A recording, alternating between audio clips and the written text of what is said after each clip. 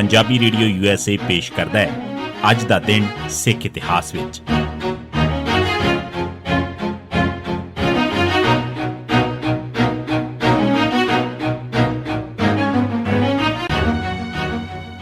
सिख इतिहास दीआं घटनावां 24 जुलाई का दिन 1932 फिरकू फैसले विरुद्ध जदोजहद वास्ते 17 मैंबरी कौंसल ऑफ एक्शन बनी।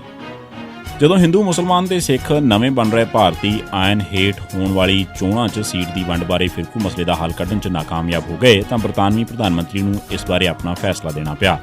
ਇਹ ਫੈਸਲਾ 17 ਅਗਸਤ 1932 ਵਾਲੇ ਦਿਨ ਦਿੱਤਾ ਗਿਆ। ਇਸ ਨੂੰ ਫਿਰਕੂ ਫੈਸਲੇ ਵਜੋਂ ਜਾਣਿਆ ਗਿਆ। ਇਸ ਫਿਰਕੂ ਫੈਸਲੇ ਦੇ ਨਤੀਜੇ ਦੀ ਭਿਣਕ ਸਾਰਿਆਂ ਨੂੰ ਪਹਿਲਾਂ ਹੀ ਪੈਣ ਲੱਗ ਪਈ ਸੀ। ਇਸ ਗੱਲ ਨੂੰ ਭਾਂਪਦਿਆਂ ਹੋਇਆਂ ਸੈਂਟਰਲ ਸਿੱਖ ਲੀਗ ਨੇ ਇੱਕ ਆਲ ਪਾਰਟੀਜ਼ ਸਿੱਖ ਕਾਨਫਰੰਸ 24 ਜੁਲਾਈ 1932 ਦੇ ਦਿਨ ਲਾਹੌਰ 'ਚ ਰਣਜੀਤ ਸਿੰਘ ਦੀ ਸਮਾਧ ਵਾਲੀ ਮਾਰਚ ਬੁਲਾ ਲਈ ਸੀ। ਇਸ ਮੀਟਿੰਗ 'ਚ 500 ਤੋਂ ਵੱਧ ਸਰਕਦਾ ਸਿੱਖ ਆਗੂ ਤੇ ਵਰਕਰ ਸ਼ਾਮਲ ਹੋਏ।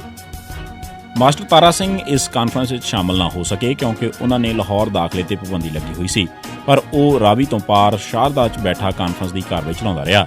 ਇਸ ਆਲ ਪਾਰਟੀਜ਼ ਸਿੱਖ ਕਾਨਫਰੰਸ ਨੇ ਫੈਸਲਾ ਕੀਤਾ ਕਿ ਸਿੱਖ ਮੁਸਲਮਾਨਾਂ ਦੀ ਅਕਸਰੀਅਤ ਨੂੰ ਕਬੂਲ ਨਹੀਂ ਕਰਨਗੇ। ਸਿੱਖ ਅਜਿਹਾ ਫਿਰਕੂ ਫੈਸਲਾ ਮਨਜ਼ੂਰ ਨਹੀਂ ਕਰਨਗੇ। ਇਸ ਆ ਰਹੇ ਫਿਰਕੂ ਫੈਸਲੇ ਵਿਰੁੱਧ ਜਦੋਜਹਿਦ ਕਰਨ ਵਾਸਤੇ ਇੱਕ 17 ਮੈਂਬਰੀ ਕੌਂਸਲ ਆਫ ਐਕਸ਼ਨ ਬਣਾਈ ਗਈ।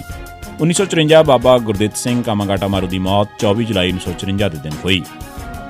1985 ਰਾਜੀਵ ਲੌਂਗੋਵਾਲ ਸਮਝੌਤੇ ਤੇ ਦਸਤਖਤ ਹੋਏ।